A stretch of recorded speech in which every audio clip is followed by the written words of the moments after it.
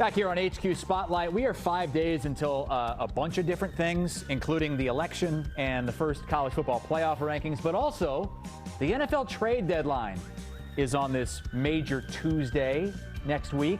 Here are some of the top available players at the deadline. Za'Darius Smith, edge rusher. I mean, that's one of the very few defensive players, big name defensive players who could be on the move. But Evan Engram's made some big strides and big catches this season.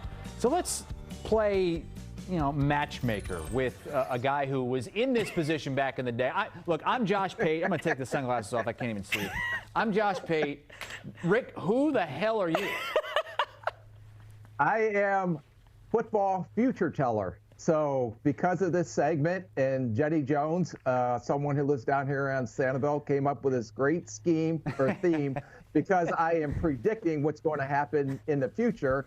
So I got dressed like this. It looked like I walked into her Halloween closet and came out looking like this with a football future theme that I'm going to tell you what's going to happen at the trade deadline. You look like someone who's scheming to get one over on somebody in a Disney movie or something like that. But I like it. Let's start with trade deadline talk here and just take us into the front office, Rick. I mean, if you're one of these teams, like say the Browns, for instance, and you're trying to decide, are we a seller, or if we win this weekend, maybe we feel like we can get in the playoff race? How does that go when you head into the final game before the deadline? I think it's over the past couple weeks. I thought that the LA Rams would be sellers and maybe Cooper Kupp would be out in the market, but all of a sudden they have a big win last week. Now they're right back in the thick of it in the NFC West. The Cleveland Browns, okay, they had a big win against the Baltimore Ravens.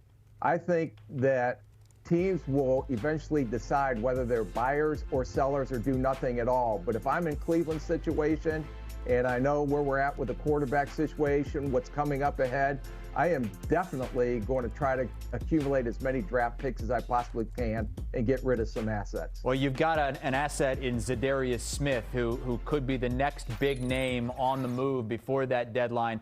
Play matchmaker for us. What's his top landing spot? Let me talk to my bird here.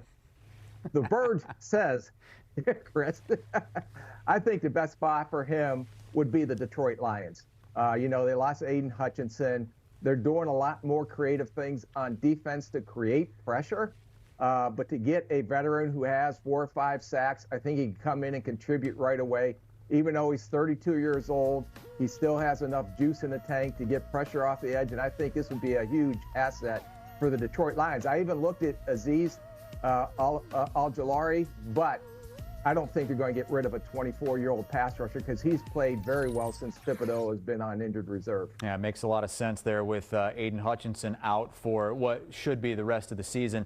Let's move on to a team that's playing tonight, a team that's lost 5 in a row, a team that was all in, but Mike Williams is sitting there, and he's kind of, even if they do win tonight, you'd think that he could still be on the block. Where do you think he could go? You shake your head. What do you think? Yeah, no, he's an afterthought right now ever since the Adams trade. So I would try to get him moved for a cup of coffee, maybe swapping late-round picks. But I would love to see him come to the Pittsburgh Steelers. They have Pickens, they have Van Jefferson, they have Austin as well, but they don't have another big receiver. And what we've seen so far in Russell Wilson since he's became the starter, he's going to stretch the field downfield vertically with some of the deep passes he's thrown, and to have another big body receiver. I know he's coming off his second ACL, but he has been an explosive playmaker down the field. This gives them maybe an added element to their offense to not only potentially win the AFC North, but even win a playoff game and see how far they can go if they were able to acquire Mike Williams. All right, let's move to the Carolina Panthers, who obviously are in a horrible situation right now with everything they gave up to get Bryce Young, who it has not worked out. And you've got a couple of running backs who I guess could be on the block. How about Chuba Hubbard? Who should go after him right now? Yeah, I think the Dallas Cowboys. We saw what Zeke has not done. He's a shell of himself. We saw Dalvin Cook come in, but really didn't give them much as a spark. Dowdell has been injured. But Chuba Hubbard has had a really quiet but very productive season this year. He's had over almost 700 yards from scrimmage. He can not only run the ball, he can catch the ball out of the backfield.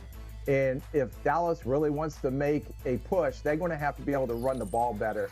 And I think getting a back like a Chuba Hubbard would definitely do that. Probably if I'm in Carolina, I'm not moving him unless it's a price that I have to take.